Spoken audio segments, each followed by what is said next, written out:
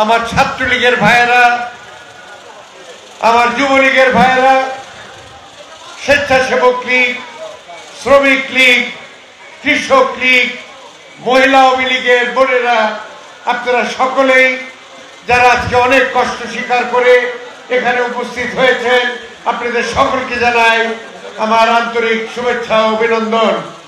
আর আমার সামনে আমার প্রাণের প্রিয় আমার ভ্যান চালক ভাইয়েরা, যারা রাত দিন পরিশ্রম করে মাথার ঘাম পায়ে ফেলে, তাদের নিয়ে আজকের এই অনুষ্ঠান। আমার অত্যন্ত প্রিয় শ্রমিকরা, যারা আমাদের ইজি বাইক চালায়, যাদের অনেক অভিযোগ আমার বাড়িতে এসে তারা করেছেন, যাদের দুটো কথা শোনার জন্য আমি ছুটে এসেছি আপনাদের মাঝে।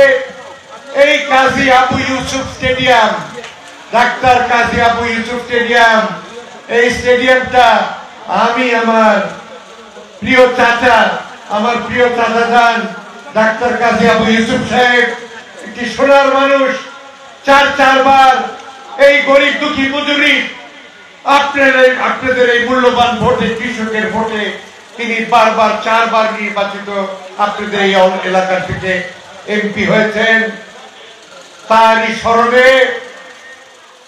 তারই স্মরণে আমি আমাদের প্রিয় নেত্রী, আমাদের জননেত্রী শেখ হাসিনা, বারবার 3 বার পরপর বারবার নির্বাচিত সফল প্রধানমন্ত্রী, তাকে আমি অনুরোধ করায় তিনি আমার চাচার নামে এই কাজী আবু ইউসুফ স্টেডিয়াম, যেখানে আজকে আমরা উপস্থিত হয়েছি, এত বড় স্টেডিয়াম এই অঞ্চলে আর কোথাও নাই, ফরিদপুরেও আছে কিনা আমার জানা নাই। প্রিয় ভাইরা, একটা কথা আপনাদের কাছে আমার বলা প্রয়োজন, কারণ আজকে আমার রিক্সা চালক, ভ্যান চালক ভাইয়েরা, তাদের প্রতিনিধি হিসাবে যারা বক্তব্য রেখেছে, আমি মুগ্ধ হয়ে গেছি।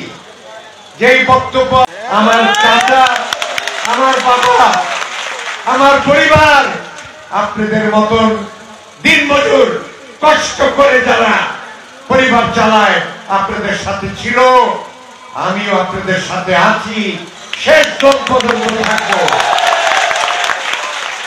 আপনারা জানেন যে আপনাদের ডাকে আমরা গত 2 দিন পূর্বে আমাদের মালিগ্রাম হাই স্কুলের প্রাঙ্গণে আমরা শ্রমিক ভাইদের সাথে একটা মত বিনিময় করার জন্য বিশাল একটা আয়োজন করা হয়েছিল। সেইখান থেকে শ্রমিকদের কথাগুলো, শ্রমিকদের মনের ব্যথাগুলো, শ্রমিকদের কষ্টগুলো আমি কিন্তু আপনাদের মাঝে সেখানে পেশ করেছিলাম। আর আমাদের এমপি সাহেব, উড়ে সেজুরে বসা এমপি সাহেব, মাদারীপুরের এমপি সাহেব, শিবচরের থেকে আগত এমপি সাহেব, আমি আপনাদের পক্ষে কথা বলেছি বলে সে কটূক্ত করেছে। যারা ফেসবুক চালান নিশ্চয়ই আপনারা দেখেছেন, সে কটূক্ত করেছে যে আমি শেখ হাসিনার নিয়মের বাইরে কথা বলেছি। আরে এমপি সাহেব, আমি নিয়মের চলারই মানুষ, নিয়মেই থাকি, কাউকে ল্যাংটা করে মান্দার কাছে ওঠার কথা আমি বলি না। এইসব ভাষা আমাদের কাছে নাই। ওই যে রাস্তার মাঝে ভ্যান আলাদের সবাই সামনে ক্যামেরা ধরে 500,000 টাকা দিয়ে দেন, শীতের দিনে 2-4টা কম্বল দিয়ে দেন, তারপরে ভ্যানিশ, আর আপনার পাত্তা নাই। গাজী পরিবার বিগত 50 বছর ধরে গরিব মানুষের পাশে থেকে ঈদের সময়, শীতের সময় তাদের জন্য একটু সুখে যাতে থাকতে পারে, একটু যাতে শান্তিতে থাকতে পারে, সেই ব্যবস্থা এই কাজী জাফরুল্লাহ, কাজী মাহবুবুল্লাহ, কাজী আবু ইউসুফি আপনাদের জন্য করেছে। আজকে আমি আপনাদের কাছে একটা কথা বলতে চাই, অনেকে আপনারা জানেন না। নিক্সন চৌধুরী বিভিন্ন জায়গায় বলছে যে কাজী আবু ইউসুফ স্টেডিয়াম সে করে দিছে। আপনারা কয়জন এটা বিশ্বাস করেন? হাত তুলে বিশ্বাস করেন না, কারণ সে তো একজন ভণ্ড। যখন যেটা বলা দরকার সবই মিথ্যা বলে মানুষকে বিতর্কিত করে। কাজী আবু ইউসুফ স্টেডিয়াম আমার প্রস্তাব, আমার সহধর্মিনী নীলুফার জাফরুল্লাহ আপনাদের ভোটের মাধ্যমে 2 বার নির্বাচিত এমপি, তিনি তার ডিওর মাধ্যমে আমি প্রধানমন্ত্রীকে নিয়ে এই স্টেডিয়াম করার স্যাংশন করেছি। এত বড় স্টেডিয়াম মাদারীপুরেও নাই, টুঙ্গিপাড়াতেও নাই। নেত্রীর কত বড় কইয়া যে সে মনে করছে যে ভাঙ্গার মানুষ তার জন্য অনেক কষ্ট করে, ভাঙ্গার মানুষ বঙ্গবন্ধুকে ভালোবাসতো, তারই সুযোগ তনয়া শেখ হাসিনাকে ভালোবাসে।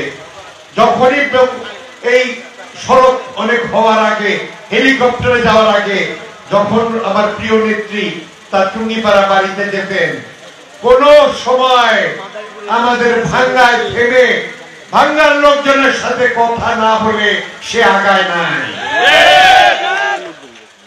সেই জন্য নিক্সন এসে মাঝখানে যখন দেখছে যে এত বড় স্টেডিয়াম কাজী ইউসুফের নামে হবে, রাইতের অন্ধকারে, তার সব কাজই হলো রাইতের অন্ধকারে, রাইতের অন্ধকারে ওই যে চোরা সাদাত তার সহযোগিতায় আমাদের উপজেলা পরিষদে একটা রেজলিউশন পাস করাইছে, বলতে তোরা এটা সই কর। পরে জানতে পারছি তারা কেউ ওটা সই দেয় নাই, যেই কয়টা লেখছিল নাম শেষের একটা তারা একটা যোগ দিয়ে কলম দিয়ে লিখে নিছে যে এই স্টেডিয়ামটা হবে আমাদের অত্যন্ত প্রিয় নেতা, আমাদের মাদারীপুরের নেতা, আমাদের শিবচরের নেতা, আমাদের ইলিয়াস ভাই, যাকে আমরা দাদা ভাই বলে এলাকায় চিনি, তার নামে এই স্টেডিয়াম করার জন্য রেজলিউশন করে সে কিন্তু নিয়ে গেছে মন্ত্রণালয়তে। জেলার থেকেও সে রাতের অন্ধকারে এই রেজলিউশন করিয়ে পাশ করে সে নিয়ে গেছে মন্ত্রণালয়তে। মন্ত্রণালয়ের মন্ত্রী যখন শেখ হাসিনার কাছে গেছে, শেখ হাসিনা বলেছে কেন তুমি এই প্রস্তাব এনেছ? আমি এই স্টেডিয়াম কাজী জাফরুল্লাহ চাচা ডাক্তার কাজী আবু ইউসুফ এমপির নামে দিয়েছিলাম। কে বদলালো? তখন আর কেউ কথা বলে না। এর জন্য আজকে আমরা এই কাজী আবু ইউসুফ স্টেডিয়ামে আপনাদের এই অনুষ্ঠান করছি। আর ভাঙ্গার অনেক লোক সেদিন বলেছিল নিক্সন যেই রেজলিউশন করেছে কারো বাপের ক্ষমতা নাই, এইটা দাদাভাই স্টেডিয়ামে হবে বলেছিল। কি বলেছিল? নিক্সনের কালো হাত ভেঙে দাও, গুড়িয়ে দাও, নিক্সনের কালো হাত ভেঙে দাও, গুড়িয়ে দাও, ভেঙে দাও, গুড়িয়ে দাও, নিক্সনের কালো হাত। তাহলে পর কি এই স্টেডিয়াম কি দাদাভাই স্টেডিয়াম হয়েছে? না। দাদাভাই আমাদের সম্মানিত ব্যক্তি, তার নামে যদি নিক্সন কিছু করতে চায় শিবচরে করুক। আমাদের ভাঙ্গায় খাল কেটে কুমির আছে কিছু লোক, সাদাত সহ, এইখানে তাদের কি? এইখানে তারা কোন শিক্ষা প্রতিষ্ঠান করছে? এইখানে তারা কি উন্নয়ন করছে? মানুষকে উন্নয়ন দিতে হলে সর্বপ্রথমে প্রয়োজন হলো শিক্ষা। এই শিক্ষার জন্য পাকিস্তান আমলে আমার পিতা কাজী মাহবুবুল্লাহ, তিনি কিন্তু আপনাদের এই কাজী মাহবুবুল্লাহ কলেজ আলগিতে, এই আপনাদের পাশে কলেজ পারে, এখানে সে করেছে। সেই কারণে আজকে লক্ষ লক্ষ ছাত্র ছাত্রী এই কলেজের থেকে শিক্ষা পেয়ে শিক্ষিত হয়ে তারা বিভিন্ন স্থানে কর্মসংস্থানে আছে। আমি এর পূর্বে মালিগ্রামে আমি ঘোষণা দিয়েছি, আমার যে গরিব দুঃখী শ্রমিক ভাইয়েরা, আমার ভ্যান চালক ভাইয়েরা, আমার অটো বাইক চালানোর ভাইয়েরা, তাদের সন্তানরা যাতে শিক্ষা থেকে বঞ্চিত না হয়, আপনারা যারা আপনাদের ছেলে মেয়েকে শিক্ষা দিতে চান কলেজে, এখানে সরাসরি বাতাসটা একটু পাই, তাদের তোমরা আমাদের কাজী মাহবুবুল্লাহ কলেজে, সরকারি কলেজ, মাত্র 10 টাকা মাত্র তোমরা বেতন দিয়ে তোমরা কিন্তু তাদের ওখানে লেখাপড়া করাতে। আমার প্রিয় ভাইরা, আমি বেশি বক্তব্য দেওয়ার লোক না, তারপরেও তোমাদের 2-1টি কথা জানা দরকার। তোমাদের যদি এই 2-1টি কথা তোমরা না জানো, তোমরা ওই কিছু লোকের কথায় ওই 500,000 টাকা নিয়ে তোমরা নৌকার যদি বিরোধিতা করো, তোমাদের ভবিষ্যৎটা কিন্তু তোমরা ঝরঝরা করে ফেলবা। আমি বলেছি তোমাদের মালিগ্রামে যে আমার মা বেগম জীবননেসা অনেক শিক্ষা প্রতিষ্ঠান করেছে। এখানে ভাঙ্গা মহিলা গার্লস স্কুল করেছে আমার দাদির নামে, সদরপুরে বেগম জীবননেসা গার্লস কলেজ করেছে। আমার মা বলেছে শিক্ষা তুমি দিচ্ছ, তোমার বাবা দিয়েছে, তুমি একটা গরিব মানুষদের জন্য একটা উন্নত মানের একটা হসপিটাল করো, যাতে গরিব লোকরা তারা কিন্তু স্বাস্থ্যের জন্য, চিকিৎসার জন্য তারা বঞ্চিত হয়। সেই জন্য আমি আপনাদের বলতে চাই, আমি একটা হসপিটাল আর ট্রমা সেন্টার করার জন্য ইতিমধ্যেই আমরা জায়গা নিয়েছি। আমরা কিন্তু চাপা মারার এবং সেইখানে আমরা একটা বিশাল বিশাল বড় অত্যাধুনিক হসপিটাল করব, যেখানে আমার গরিব মজুর ভাইয়েরা, আমার ভ্যান চালক ভাইয়েরা, আমার ইজি বাইক চালার ভাইয়েরা, তারা যাতে তাদের পরিবারকে নিয়ে সেখানে অল্প পয়সায় ভালো চিকিৎসা যাতে তারা পায়। আপনাদের মাঝে যে আজকে তোমরা যে বক্তব্য দিয়েছ, আমি একটা কথাই বুঝতে পেরেছি যে আমার এই গরিব দুঃখী ভাইদের উপরে জুলুম করা হচ্ছে। আমি গতকালকে আমাদের পুকুরিয়ায় প্রায় বিশাল বিশাল শ্রমিক ভাইদের একটা সম্মেলন হয়েছিল, সেখানেও আমি একই কথা শুনেছি, মালিগ্রামে আমি একই কথা শুনেছি, আজকে ভাঙ্গা পৌরসভাতেও আমি একই কথা শুনতে পাচ্ছি। যখন অন্যায়ভাবে আমার ভ্যানের চাকাটার ভিতরে ওই একটা লোহা দিয়ে ফুটা করে দেয়, তখন কিন্তু তারা ওই চাকা ফুটা করছে না, তারা আমার ওই গরিব রিকশাওয়ালার বুকের ভিতরে, আর আমার ভাইরা তোমাদের কলজার ভিতরে ফুটা করে দিচ্ছে। অথচ 1000 টাকা কালকে থেকে নিঃসর নামবে দেখবা। তার যে যারা দালাল আছে, ওই যে কিছু দালালের নাম আমাদের ফেদুর রহমান সাহেব বলছে, তারাই সেইখানে টাকা কালেকশন করে, তার নাম হলো কালেক্টর। আরে ব্রিটিশ আমলে কালেক্টর ছিল, সে ছিল সবচেয়ে উচ্চ পর্যায়ের কর্মকর্তা। এইখানে নিক্সনের অনেক এখন কালেক্টর হয়েছে, তারা এসে গরিব মানুষের রক্ত সিরিঞ্জ দিয়ে চাই না বাইক করে তাদের পকেটে। তাই আসেন, এর প্রতিবাদ আমাদের করতে হবে। আমাকে যদি আপনাদের পাশে আপনারা চান, আমি কিন্তু আপনাদের পাশেই থাকবো, আমি আপনাদের পাশে থাকবো। আমার বুকের উপরে দিয়ে আমাকে ফালাই দিয়ে একমাত্র আপনাদের কাছে যেতে পারবে, আমি দাঁড়ায় থাকা পর্যন্ত আপনাদের গায়ে ছুঁতে পারবেন না। আপনারা ভয় পাবেন না, আপনারা ভয় পাবেন না, থানা পুলিশের ভয় পাবেন না।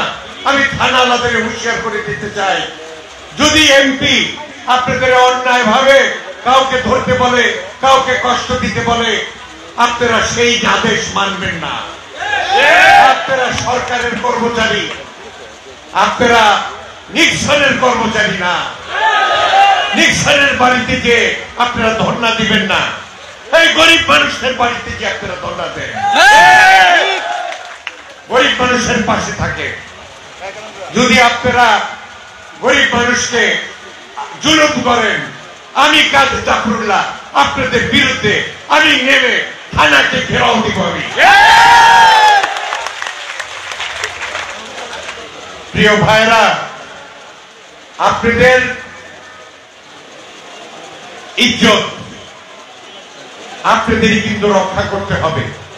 আপনি গরিব হতে পারেন, তার জন্য আপনাকে ছোট করে দেখতে চলবে না।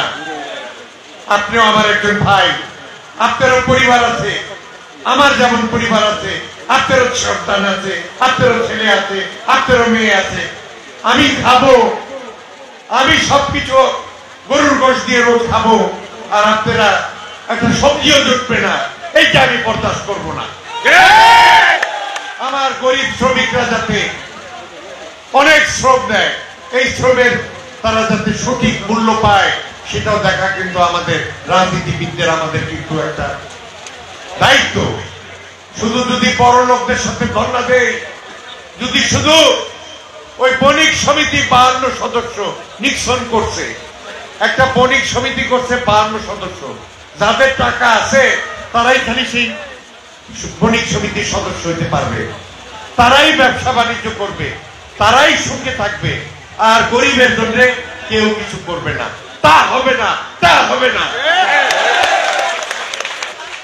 তো আমরা যদি প্রতিবাদ করতে শিখি, আমরা যদি আমাদের ন্যায্য যেটা আমাদের অধিকার, সেই অধিকারের জন্য আমরা যদি সামনে এসে দাঁড়াই, ইনশাআল্লাহ কোন শক্তি আপনাদের অধিকার ছিন্ন করতে পারবে না।